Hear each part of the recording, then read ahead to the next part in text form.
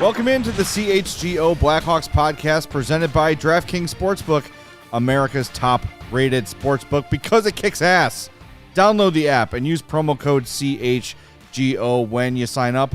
Good afternoon. I'm Jay Zawaski with Greg Boysen and Mario Tirabassi. We're full of caffeine. We're full of grilled cheeses and sliders. We're ready to go on this dreary, snowy Tuesday, but I'm here for it. It's hockey weather. Let's do it, boys. Sure. Yeah. You guys got grilled cheeses inside you? We do. For the next 20 to 30 minutes. Okay.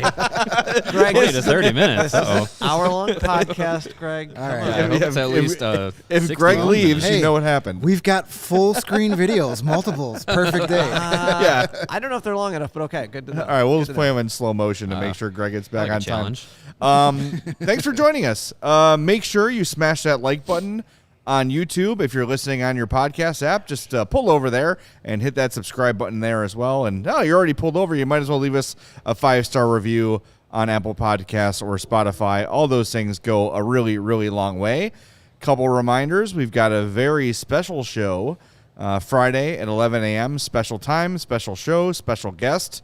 There are no clues on the set Nope, not Absolutely at all. none. No Oh my God. clues. as to what it might be. I thought we weren't supposed to say anything till Thursday. I didn't say anything. We didn't say anything. Okay. Yeah, I didn't say a word. It's a All right. special show. We said there are no clues. There are no clues. Just pointing to our awesome neon CHGO Sure. Yeah, light over Sure. it will be on All right, fine. There's one clue. It will Yeah, be It is indeed on the CHGO. Okay. So there you go. Friday at 11. Be here. You won't want to miss it. We were supposed to talk to TNT's Liam McHugh today, but he had some travel difficulties, so he's going to reschedule with us. We'll get him in. And now that he has done us dirty, he owes us Wayne Gretzky. Yep. That's how Yeah. I look at We're it. going to guilt him in the good old visit from 99. Yeah. By the way, it's not Wayne Friday at 11, okay? We haven't made that happen that quickly. But maybe someday. That would be really, really great. So with a little bit of a curveball thrown our way today, we're going to stretch our legs a little bit on a couple things. We're going to start the show with some insight from Luke Richardson on some of his coaching methods, some of his motivational tactics. Really good stuff from yesterday. He also talked today after practice about the team's lack of willingness to shoot and how he goes about getting that message across as well. And if you missed it this morning for allchgo.com, my weekly Blackhawks beat piece was published. Unlocked this week because I thought it was something that every Hawks fan should have the chance to read. Ryder Ralston, Blackhawks prospect, really opened up about the Blackhawks developmental processes and leadership, and we're going to share that audio with you later in the show as well. So, Greg, as you were there for the morning skate yesterday, I'm going to let you set up this first little piece of audio from Luke Richardson here. Yeah, the theme of yesterday pregame chat with Coach Richardson, there's still a lot of discussion over the Anaheim game and how awful that first period was, and the need to have a better start. And we talked last night on the post game that he was satisfied with the start of the Hurricanes game. But then that went on to, our friend Phil Thompson of the Chicago Tribune asked about, hey, you're not much of a yeller or screamer, so how did you convey your message after that first period that got them to play better as the game went on? And then we got some great insight. This is the one thing that the biggest why I'm a fan of Luke Richardson is just because if you ask him a question, he's going to give you a very well thought out, very detailed answer. He doesn't leave, there's no guesswork when you're done talking with Luke Richardson. So this was his response to how he talked to the team after the worst period they played all season.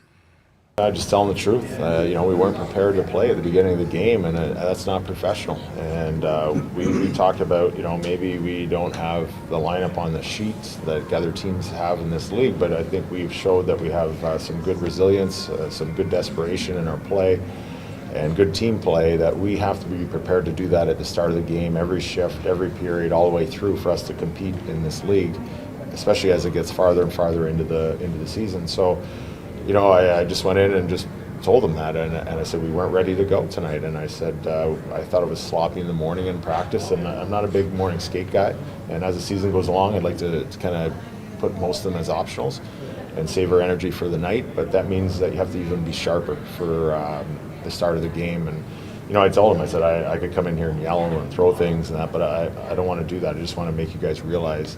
And after the game, talking to them and say, can we recognize that we got away with this one tonight, and make sure that we learn from it. How can we learn from that so it doesn't happen again, or it doesn't happen very often in a season?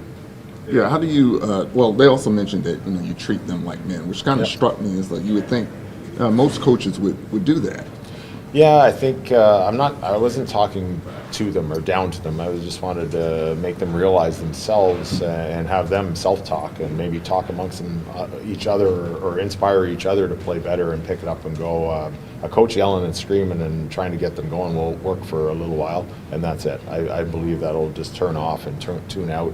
And then when they tune out, then they're not listening to the technical part of the game that we're trying to put in together. So I think, you just treat them like men, and they are men. So why wouldn't we treat them like men and professionals? Because I just said the reality is, if you can't get over your mental hurdles to be prepared mentally and being a pro, you won't be in this league long. And I said, that's not a threat for me. That's just the reality of it. I just want to make sure they know that before it's too late. Every time this dude speaks, I love it. That he talks to everybody like men, like human beings, right? Like they're not stupid. The same way with the media, the same way with his players. And I think as media, we appreciate it, that when we ask a question, it's not going to be just some sort of canned, cliched answer. He actually has something thoughtful to say. And I think when players turn to him for insight or instruction, they know they're not just getting lip service either.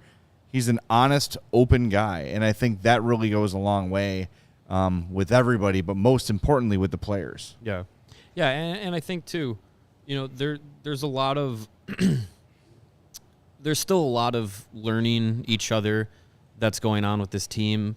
Between the players learning each other and learning under Luke Richardson, under his system and everything.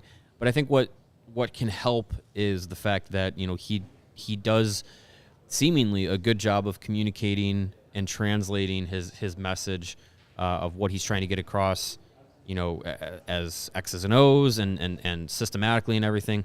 It seems, we've heard from different players that it's something that's easy to understand, easy to,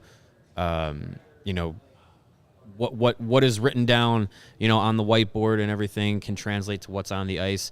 And that's something that I think, while it still takes time, it's something that'll be easier to kind of digest systematically as the season goes on. Still early. It's still 15 games. Like it's some of these guys are coming from completely different systems. Some of these players are coming from Jeremy Colleton. So it's it's getting back to a more I shuddered. I'm sorry. It's getting back to what should be a more simplistic, more north-south game, and I think we've kind of seen the team stray away from that from time to time. And that's kind of when things break down, or when things aren't going well. Like when things have gone well, when they've been able to come back from 2-goal deficits, it's when they're playing a simpler game. And I think and he talked about it today, and we'll get to it in a second. He talked about trying to just kind of get back to doing more of the simple things to get those results. So I think it does take some time, but the early returns are they have a better record than I think everybody expected them to. And so it's eventually getting there. I think there was a question before that earlier in his chat where he talked about, you're in the course of an 82-game season, you're going to have games like that Anaheim game where for whatever reason just things aren't working. And he says you have to be able to recognize that as professionals. Some nights you're not going to have your A game. You're not even going to have your B game. You'll probably have your C or D game.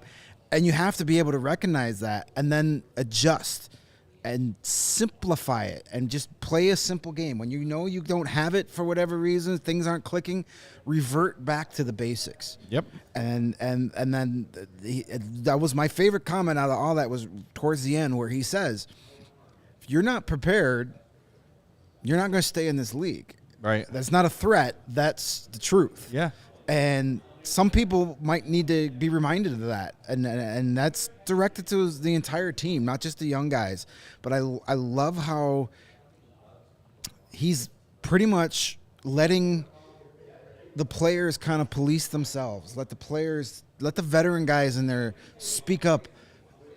Because as he said, hearing a young player hearing it from the coach, yeah, you're eventually going to get tuned out. Yeah, get tuned out. Yep. But when it's the guys that are out there that you're, to use an old tired cliche, you're in the foxhole with, that are telling you to pick it up, I think that has a different effect. Yes. It has a different effect on a Mackenzie Entwistle or Reese Johnson to have Connor Murphy in their ear than, Kevin Dean. Right. It's a good philosophy. And, obviously the talent level is not, what anybody wants at this point.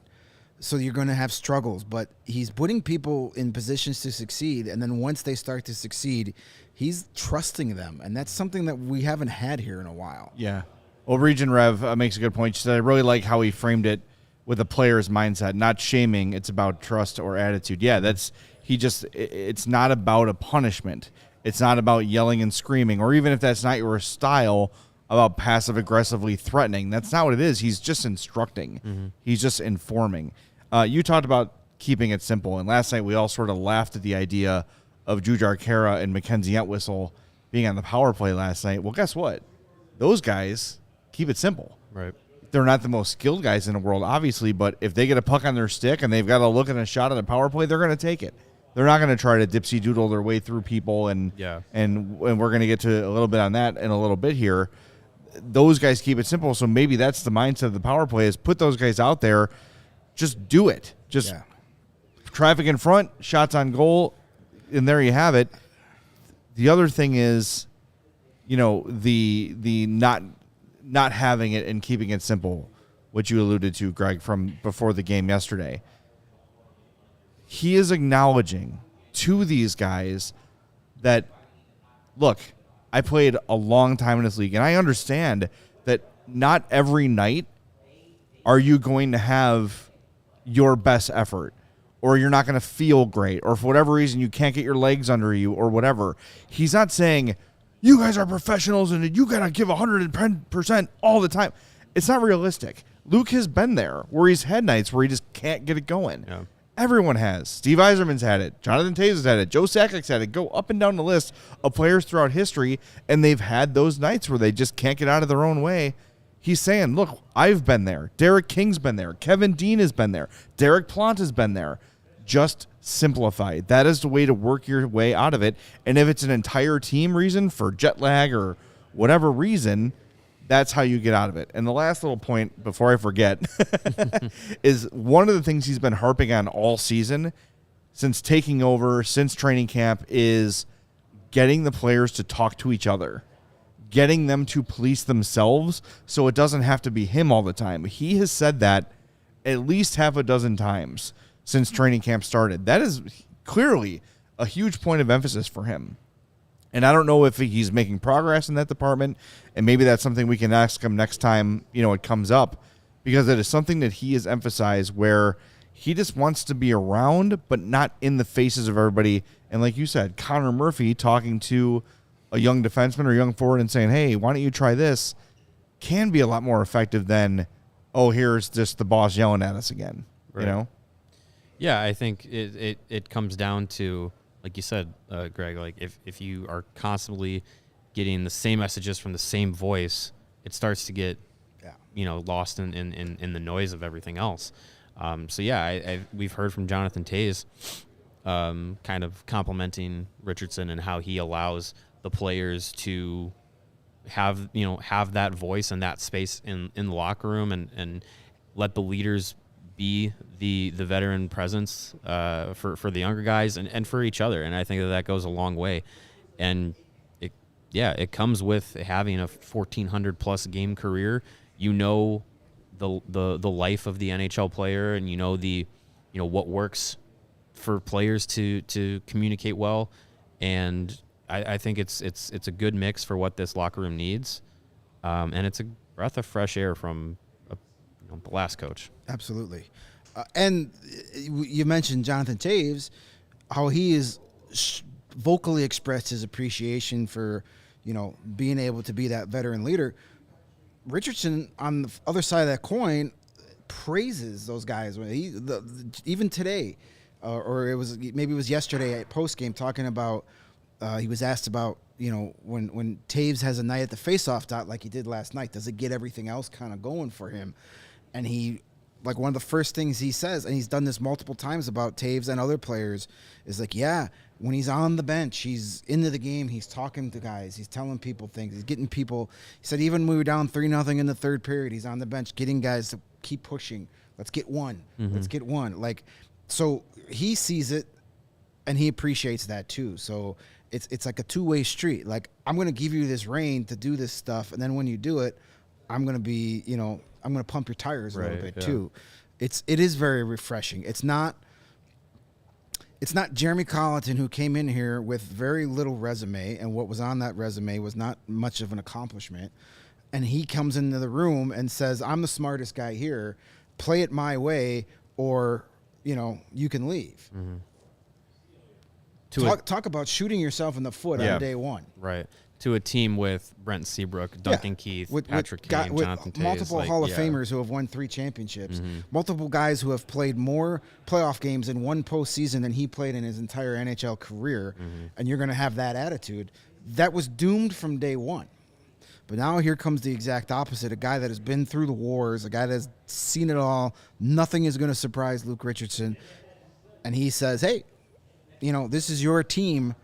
I'm here to put, the game plan in, but it's up to you guys to figure it out and execute it. He's the perfect kind of guy for me to be a head coach in the league in terms of like the NHL pedigree, where he played forever. He was never a star, but every hockey fan knew who Luke Richardson was. Yeah. His reputation preceded him because he had just been such a steady, physical team, competitor his entire career. And while I think it's tough sometimes for guys like we've seen, like Wayne Gretzky tries to go behind the bench, and it's tough. Yeah. And Quenneville is a very similar sort of a player to Richardson. I think Richardson was probably a better player than Q by a decent margin, but same. Like, I've been through all these games, but I know what it's like to struggle.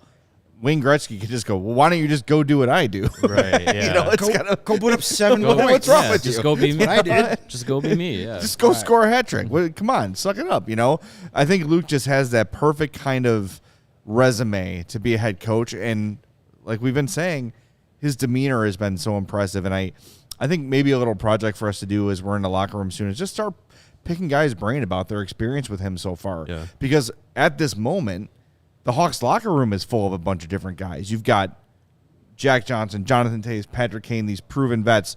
You've got younger vets like Connor Murphy and Caleb Jones. You've got young guys like Mackenzie Entwistle and Philip Roos. You've got kind of the whole gamut of NHL players in that room, and I would love to start hearing from guys, and it's tough to not get like cliched answers all the time, right? But really just get some insight. Maybe if it's just off the record, just say, hey, what's it been like to play in for Luke? Yeah. And because I think it's fascinating. As a member of the media, it's my first time covering a team full time. I've just been every time he speaks, I learn something, and that's saying something. Yeah, that's significant. That goes a long way. I always think about it in baseball, how some of the best managers weren't star players. They Most were, of them, aren't. Yeah, they're all random catchers that played for. Yeah, they're all lots of minor league catchers. Right, exactly. Luke Richardson's the hockey equivalent of a journeyman catcher. Yeah, he's Ron Karkovice. I was gonna go with Bruce Bochy. Sure, okay, right. Sure. But Ron yeah, it's Hassey. Yes, Ron Hassey. There you it's go. that's kind of that same situation where it's guys that had to players that had to evolve throughout their careers to stay in the league and to be able to fit different roles, because you see how the game changes, and how you have to change with the game and really work on those things, because you don't necessarily have just the God-given talent to fall back on, like Wayne Gretzky. Wayne Gretzky was never coached a day in his life. Right. You just said go out there and be Wayne Gretzky. Be yourself and let everyone else easy. figure everything out. But only one player in the history of the game was able to go out there and be Wayne Gretzky. Right, exactly. So Mark Messier. I was gonna go We with had a Yari Curry. couple of comments in the chat about the 5-on-5 goals. Yes, That is a major issue. But I don't think the Blackhawks'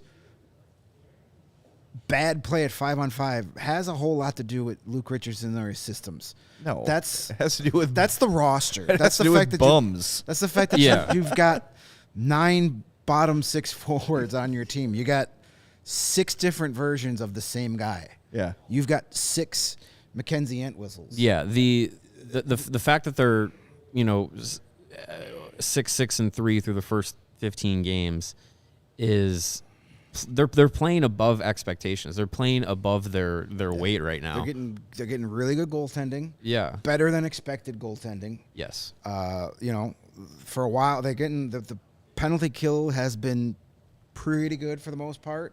On some nights, minus a couple slip-up games, but for the most part, it's been good. The power play is kind of the same power play it's been, Mm-hmm. It gets hot in stretches. But yeah, the 5-on-5 isn't good, but I don't think anybody really had any expectations for this to be a good 5-on-5 team. Right. Considering how bad they've been at 5-on-5, when they had guys like Alex DeBrincat and Dylan Strome and Dominic Kubalik, they were still awful at 5-on-5. Right. They were still getting owned. So them being lousy at 5-on-5 is the least non-breaking news story of the year. I just encourage people in general to not just look for a reason to be mad.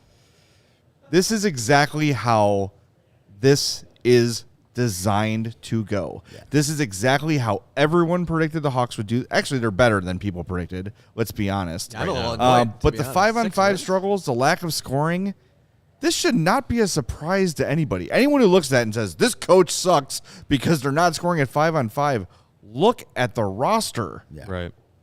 These guys are not scorers. You can't just be on the ice and magically get scoring prowess. It doesn't work that way. At some point, talent either catches up with you or it just it keeps you behind. Yeah, it pulls you down. And I think we're at the point where, they got off to a hot start, but now I think the talent is catching up with them, and it's going to start pulling. We'll them get down. into a little bit of that with the second after this little break from our sponsors. We'll get in a little bit more of that about, hey, they probably just need to shoot more if they want to start scoring more. That wouldn't hurt. Shoot the puck. But if you do want to see one of these 5-on-5 Dynamo games in person, you should go check out Game Time. They are our new friends. Well, not that new, but they are our friends. And they are the best site to go to get your tickets to any Blackhawks games. You want to go to a Bears game, Bulls, you want to go see a concert, you want to go get those Taylor Swift tickets that you couldn't get on Ticketmaster.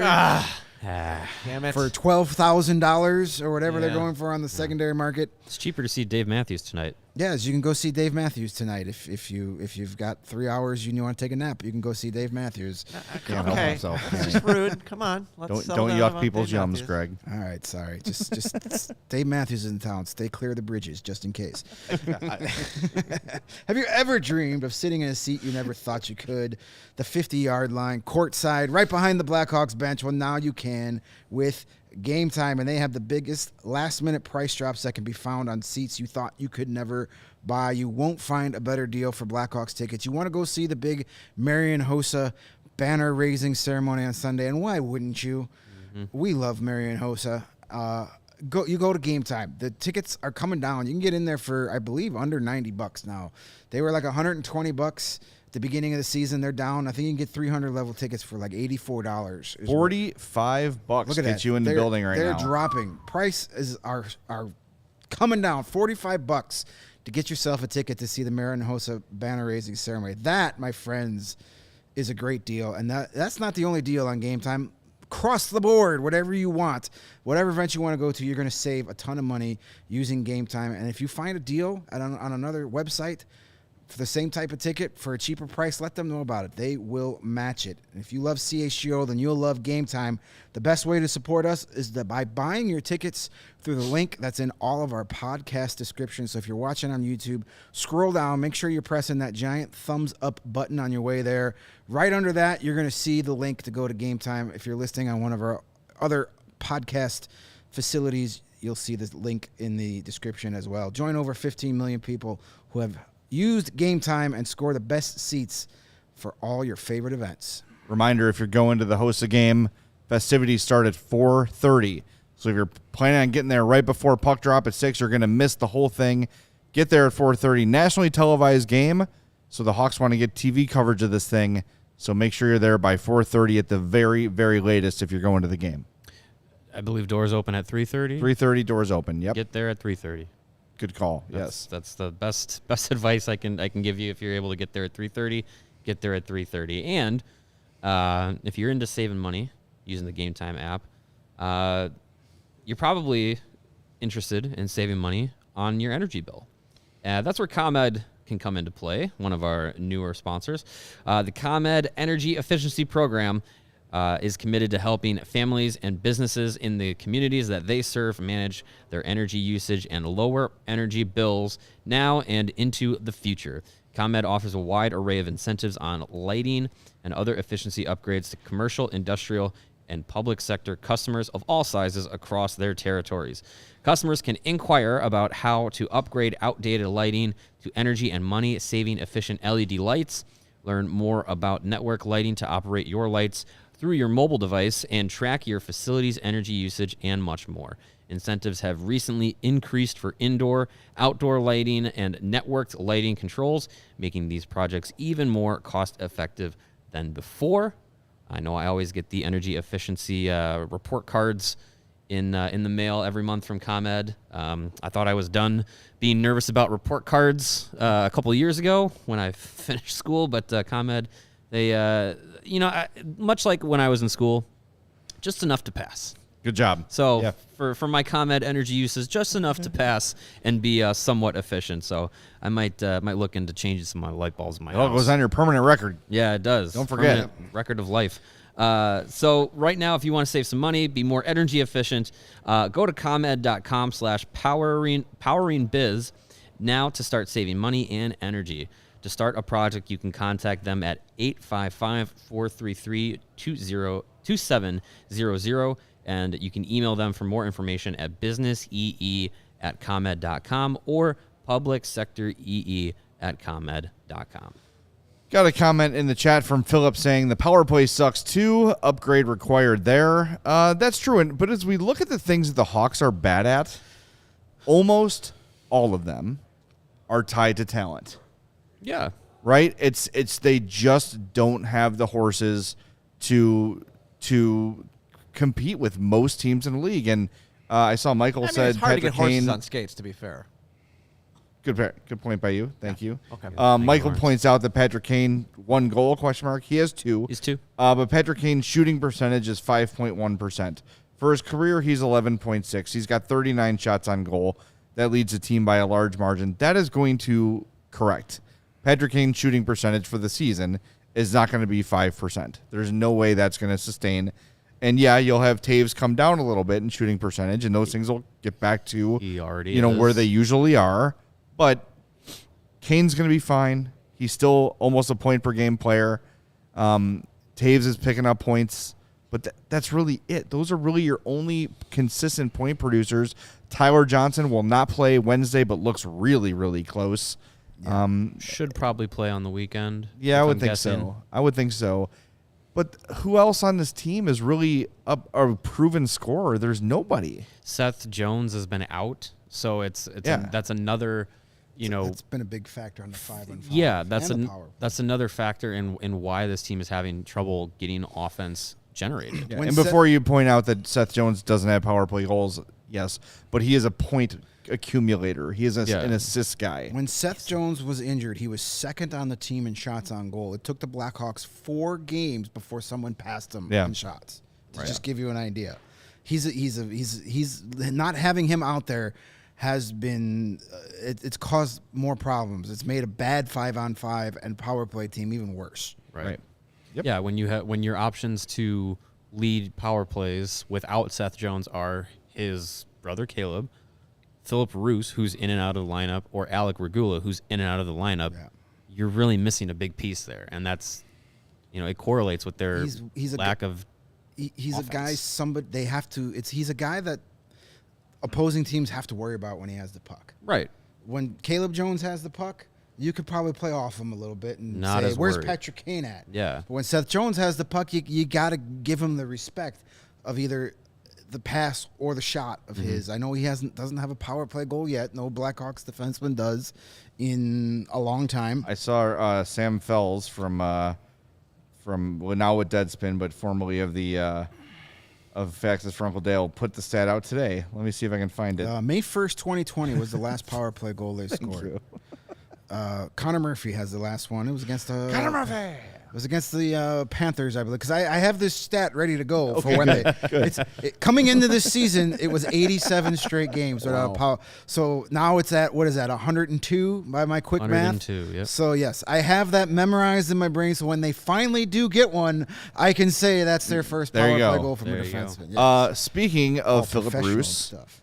and speaking of shooting, Luke answered a question about Philip Bruce's development and how he seems to be a very fast learner, and ended his thought by saying, we just want him to shoot the puck more. I followed up with a question regarding the whole team. We're going to play that for you right now. Those on watching on YouTube, prepare for Luke Richardson to stare into your soul for the Yeah, next he few really minutes. stared right at me, and I was scared. That seems to be a trend with the team. When there's some opportunities to shoot, they've been passing him up. Is that maybe frustration setting in? What do you credit that to? I think, you second guess yourself, and you think there's a guy at the side of the net who might have an open net if you're looking at a goalie looking at you. But a lot of times the teams, they have such good sticks nowadays that they get a stick on it. And we try and preach that to our guys to make sure there's no seams, no back doors, let the goalie have the first shot. So, I think, today was just more straight line shooting, driving the net, getting some second chances, and then maybe it goes side to side, east-west, and there's an open net. So we like to have a little bit more shooting mentality, and then converging on the net. And a lot of times the second opportunities go east-west, and they're there. Instead of east-west, the guy gets a stick on it. Everybody's like on the bench, and you hear the crowd exhale, and they go down the other way, and you're back checking, so you're wasting all your energy again. Instead of getting a shot, and usually when you get a shot, you're skating towards the net, and unless it's a terrible bounce against us, we usually are the first people on the puck, so we have a chance of retrieval for more ozone time. So we just keep reminding them. Sometimes they get frustrated, they're looking for the perfect shot, or they wait and want for the perfect pass, but they do a good job defensively. And I think we just get a couple games where we can start getting goals. 3, maybe 4, maybe a game of 5 again would be nice, just to kind of relax everybody and just play the game. That's it. It's a guy who gets it. It's a guy who understands exactly why his team is playing the way they're playing and doing what they're doing. Is you're seeing the frustration from the lack of results mount. And there was a point during the second period last night, Greg, I think it was after a Hawks power play, where I heard at least 2 stick slam and the door slam. They're feeling it. They are frustrated. Patrick Kane is pissed, I think mainly at himself for not being able to convert on things. He's getting a ton of shots blocked too. They're frustrated. And what Luke's saying there is, get one of those 4 or 5 goal games and everything's going to kind of open up and everybody can breathe a little bit. But the longer the scoring struggles go, and we saw this back in the Cup days, where if they had a slump of a couple games where things weren't working, they would overpass and try to make the perfect play over and over again. It just doesn't work. And again, Luke's the kind of guy who can get that message across and say, I had to keep my whole career simple. Yeah. So just I was upset about Kara being on the power play last night, but now that I've had like a night to sleep on it and hear what he's saying, it's a guy who keeps it simple. And that might be exactly what this team needs right now. As I said in the Hawks Hits last night, my write-up of the game on allchgo.com, by the way, go check it out. I led with the line, Luke Richardson sees everything we're seeing. Yes. He knows what the problems are, and he's trying to change it. And again, probably just doesn't have the right combination of guys to do everything he wants. So the old KISS method has been used. Keep it simple, stupid, and that's what he's trying to do. Yeah, and I think too we've all harped on it about guys passing up shooting lanes, trying to make a cross ice pass, and he addressed it in today. Just those kinds of cross ice backdoor setups. Yeah, sometimes you can pass yourself into that kind of play organically, But sometimes those come from second and third opportunities. And this Blackhawks team has strayed away in recent games from trying to even just create those second and third opportunities. I feel like so many times, they try and pass themselves into the perfect shooting opportunity, and boom, it gets blocked by just the defenseman getting their stick out there in the lane, and it hits the stick and goes up into the netting or goes wide, and then they're not able to create a second chance or a rebound. When you get pucks, there's never a bad play of shooting the puck and getting it on net. Like anything can take any kind of bounce. We saw with Jared Tenorti's second goal the other night. It was, it was not a good shot, but it was a shot towards the net, took a few bounces, and ended up in the back of the net. Like, those things can happen. And even on shots like that where they take a couple bounces, it might not go in, but it might find your teammate completely on the opposite side of the ice where the goalie's out of position, and there's your open net to shoot at. It doesn't have to come from perfect, tic-tac-toe, 5 passes, and then you get a shot. So I think if that message can get drilled in and just be like, hey, Max Domi, if you have a wide open shooting lane, shoot. For instance. Yeah, just throw it out there. If you have an open shooting lane, you can try and pick a corner, or you can try and shoot for a rebound, because most of the time there's someone there trying to get a screen or trying to get there for a garbage chance. And I think, it's what you said, Greg. Richardson sees it. We're yelling at our TVs. We're yelling in the 300 section. Fans see it. He sees it too. And it's just about keeping the message consistent and making sure that the players are sticking to it and not deviating off of what works. Yep. I mean, it's pretty straightforward. Yeah. He's not sugarcoating anything. He's not, we're used to, I don't know if we're used to, but we've seen a lot of coaches come through this town, Could you imagine Lovie Smith having conversations like this? Lovie Smith was a really good coach for the Bears, but he always talked down to you.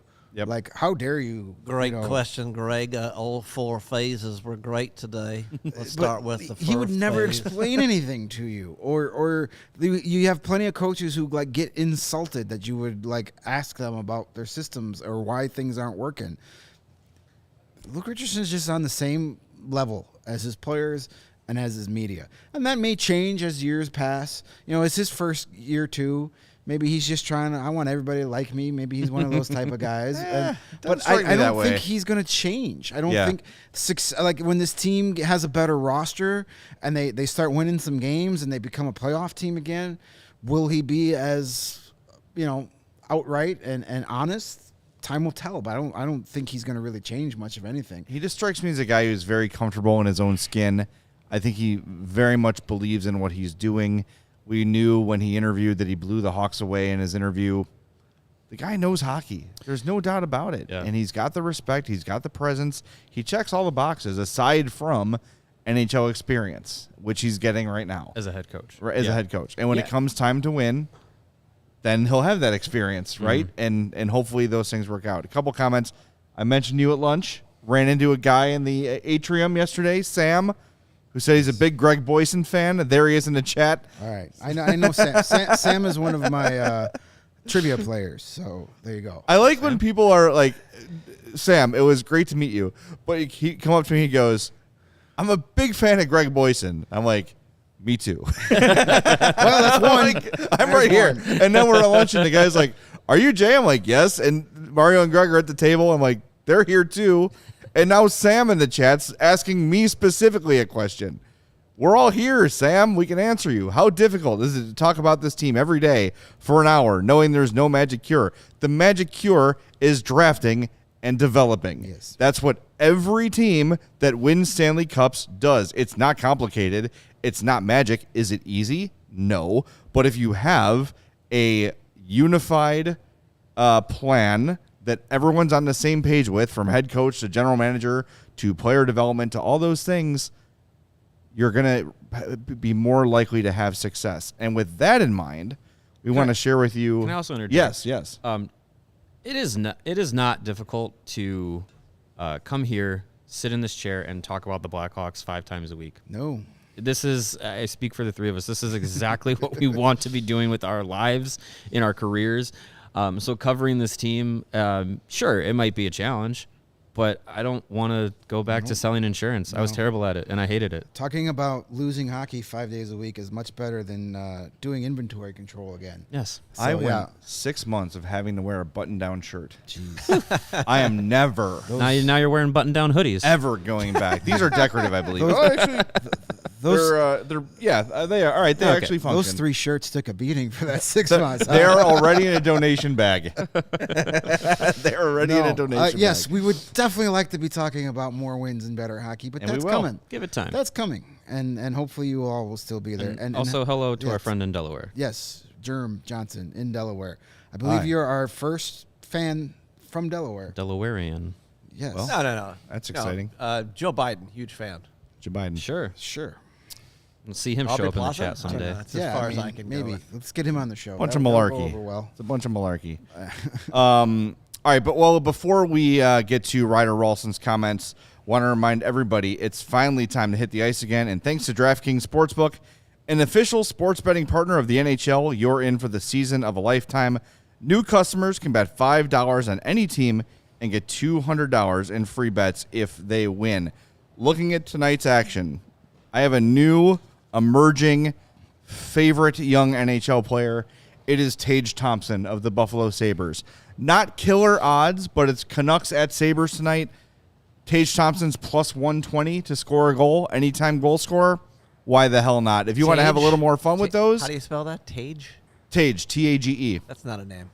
Well, His that's parents his name. tried to call him Stage, and they forgot. Stage Thompson.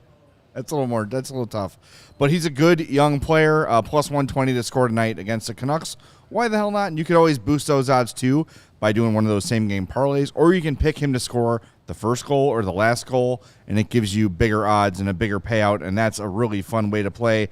That's how you use those same game parlays as well. Combine multiple bets like which team will win, how many goals will be scored, and more for your shot at that huge payout. DraftKings is safe, secure, and reliable, so no worries there. You can deposit and withdraw your cash whenever you want.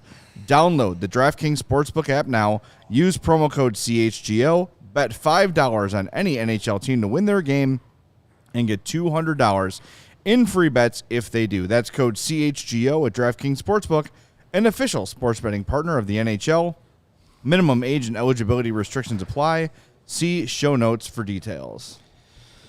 And I know looking out of our windows right now, today is not the day that sunglasses are probably on the top of your brain, but eventually the sun will come back out. That's what little orphan Annie tells us. The sun will come out tomorrow, and you will need some awesome sunglasses. And when that need arises, you need to check out Shady Rays. They never understood why sunglasses were so expensive, so they set out to change it.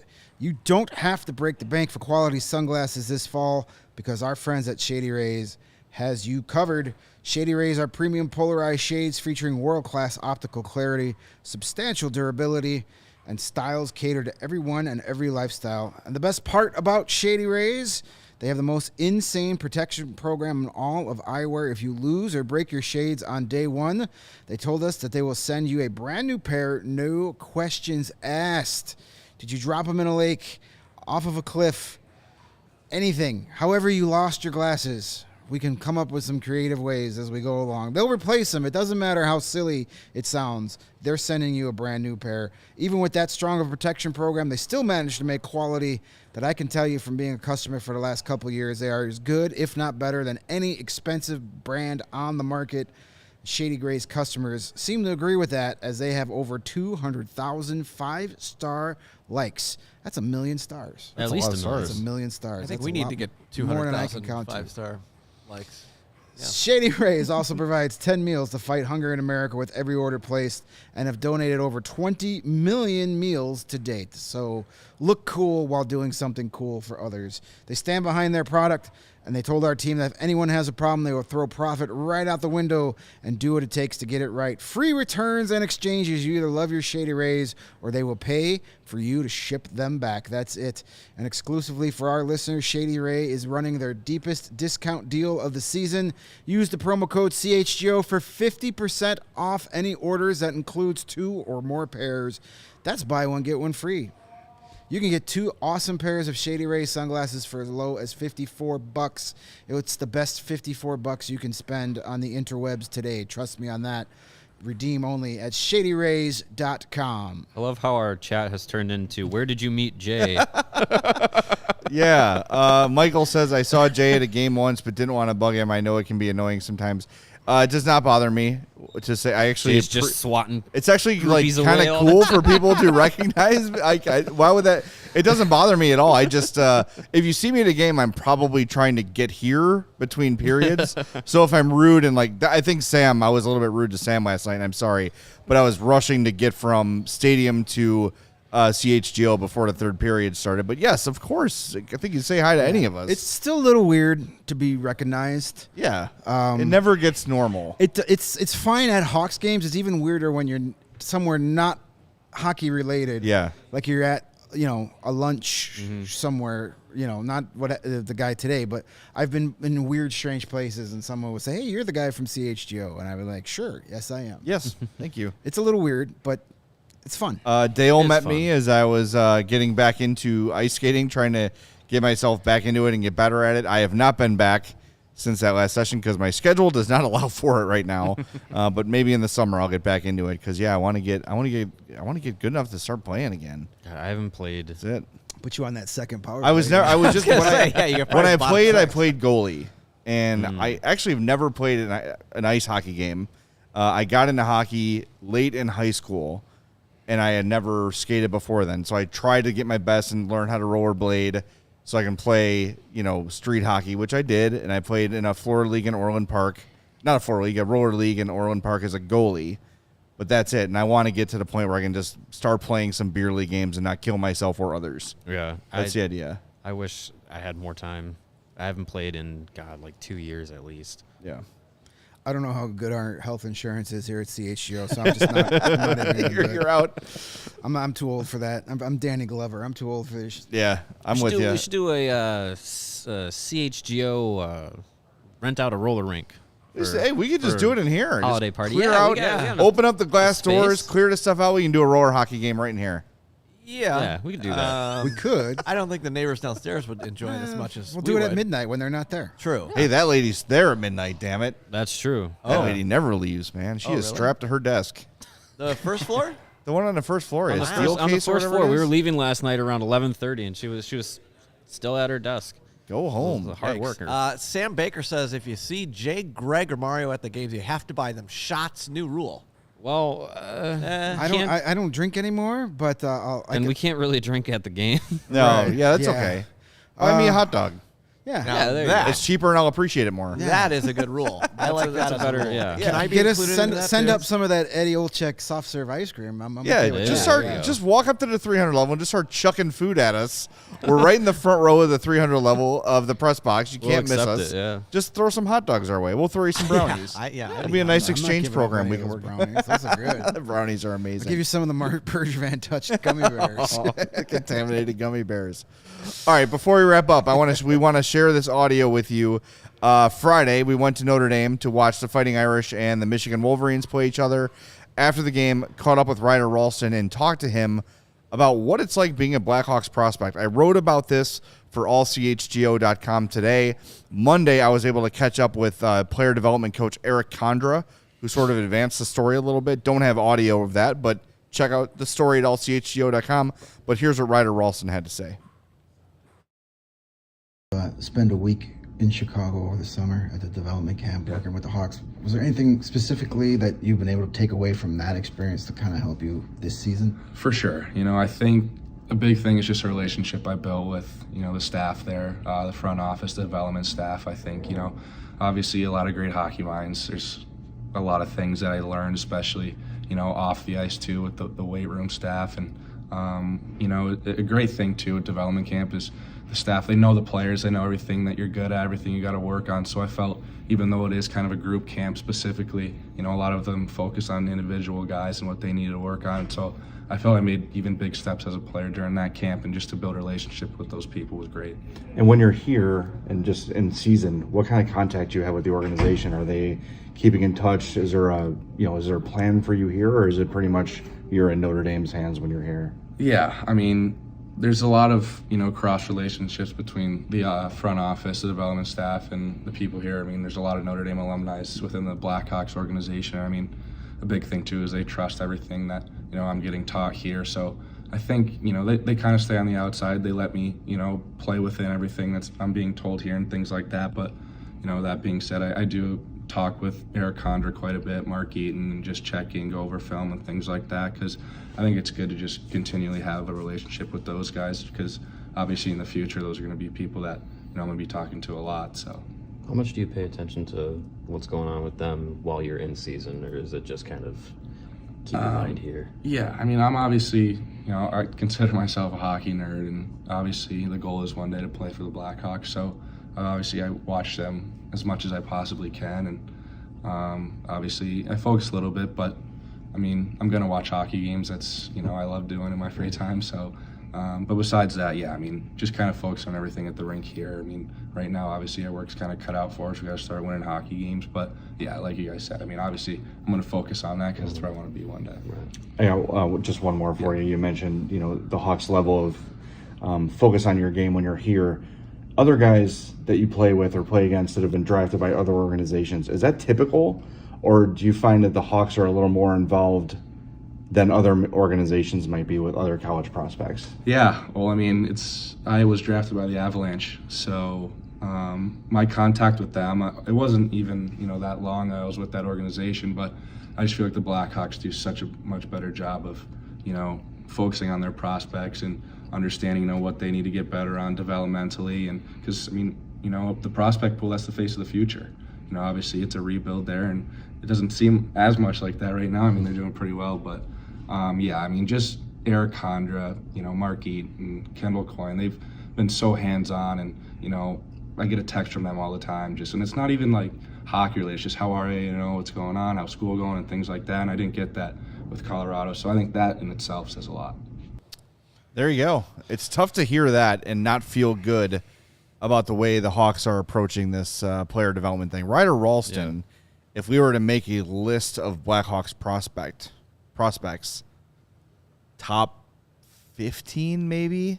I mean, if that, if we maybe had right around there. If we had a triangular ranking system that we could reference, it'd be That's great. true. If only somebody did that. If only. You could find Perhaps it at a pyramid. allchgo.com.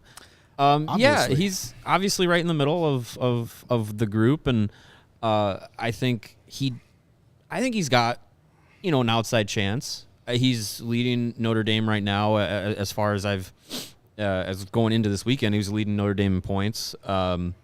Definitely has the green light to try and shoot and score, and that's kind of a big part of his game.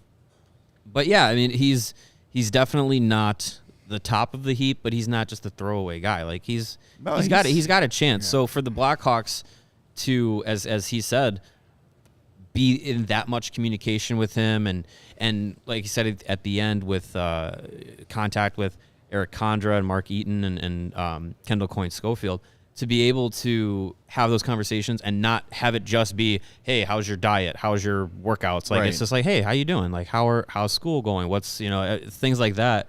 Like, that's kind of that extra step that I like to see that the Blackhawks are doing with their prospect system. That's what they got to be doing. I liked what he said, too, about prospects know it's a competition, too. So if they see another prospect is really in touch with Kendall Coyne or Mark Eaton or whoever, and they're not, I might say, oh, God, Ryan Green is talking to them all the time. I better step my game up. Right. Because coaches see that, too. Like, what is their commitment to us? Are they reaching out to us for things? Are they talking? Are they staying in touch?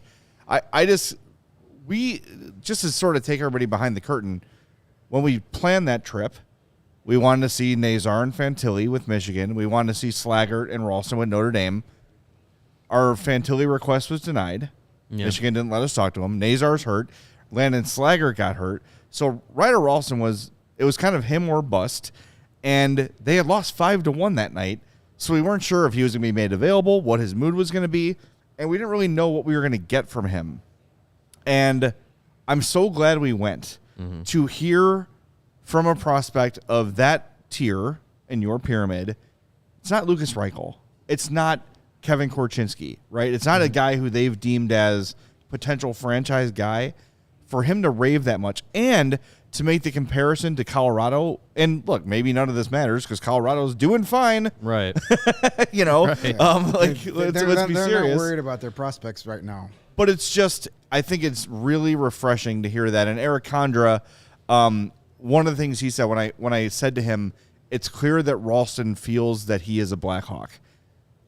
Eric Condra said to me, that's how we want them to feel.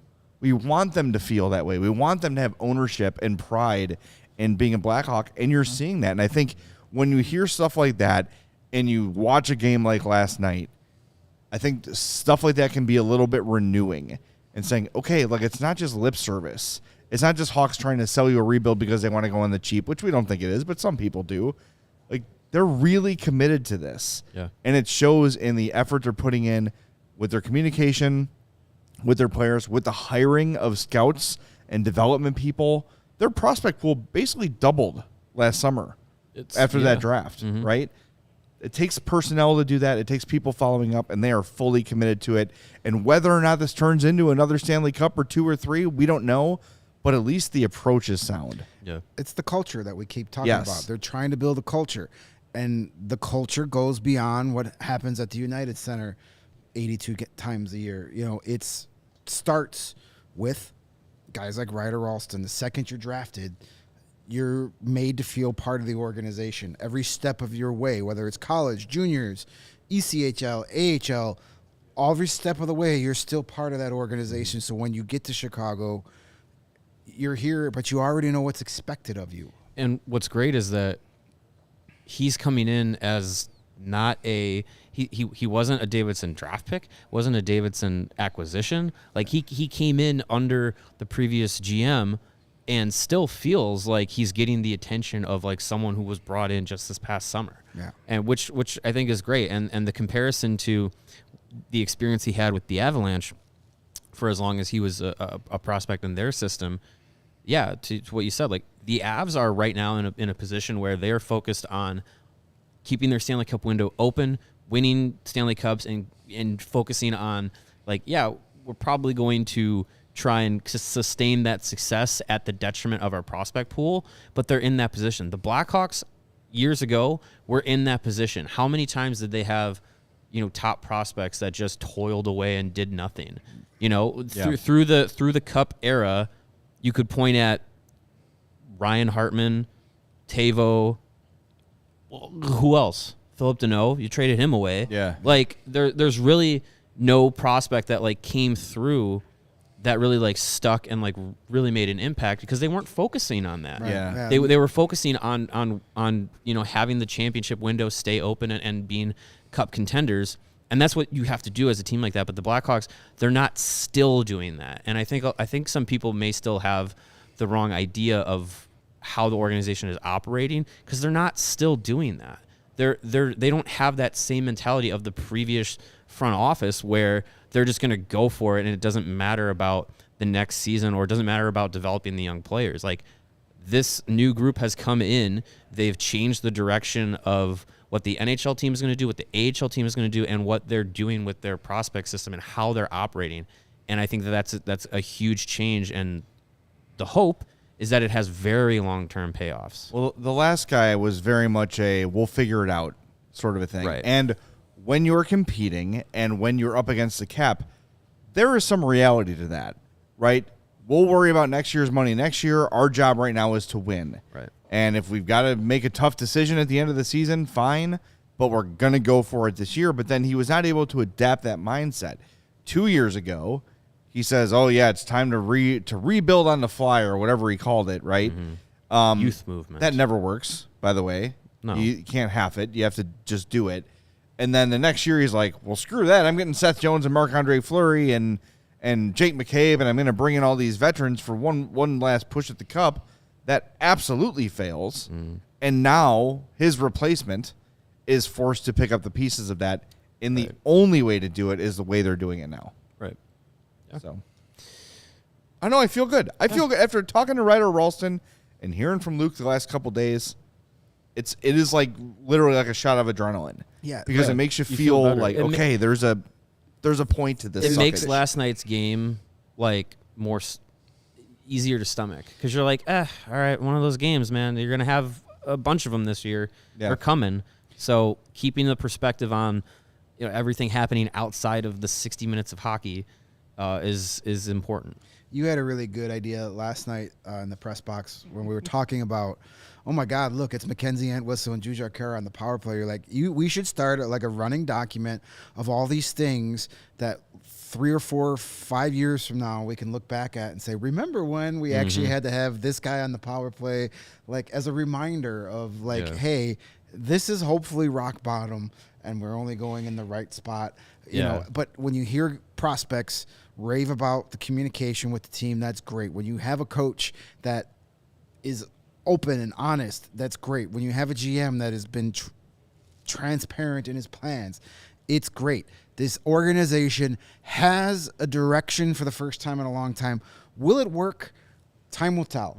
But the fact that there is a direction clearly stated, that's all we've been asking for the last 6-7 years. Yep. So now we have to just let Kyle Davidson put his plan in motion and see if it works. And yeah, exactly. And to back that up, I will pump the tires of Scott Powers and Mark Lazarus. They spoke with Kyle Davidson and wrote about it in The Athletic recently.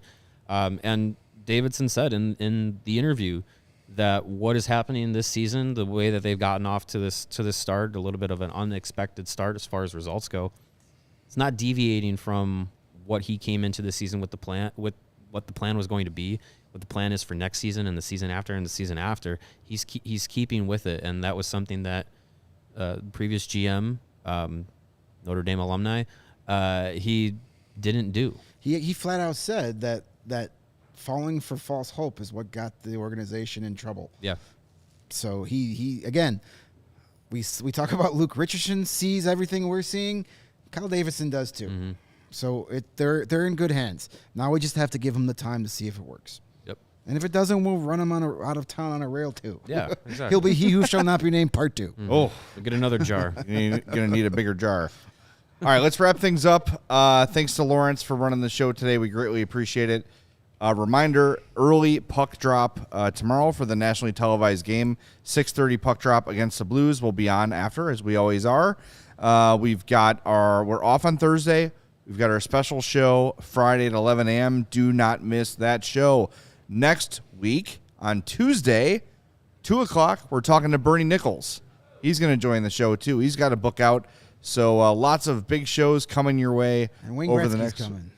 And Wayne Gretzky better be Allegedly. coming, or we're going to have some speaks with Liam McHugh that he won't pick up the phone because he had travel issues. No, not his fault. Things happen, and Liam guaranteed us he'll be back on the show later. But I really would like to leverage that into a Wayne Gretzky interview. Maybe we can get a trip on the Wayne plane.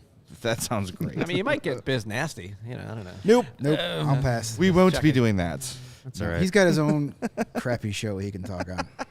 Yeah, We're not Stay off Boston-y enough. Stay off of our crappy show. Yeah, we need someone with thick Boston accents to just make it really, really hard to listen to. Yeah, let's not do that. All right, let's wrap things up. Thanks to everybody for listening. We'll talk to you tomorrow post-game on the CHGO Blackhawks Podcast.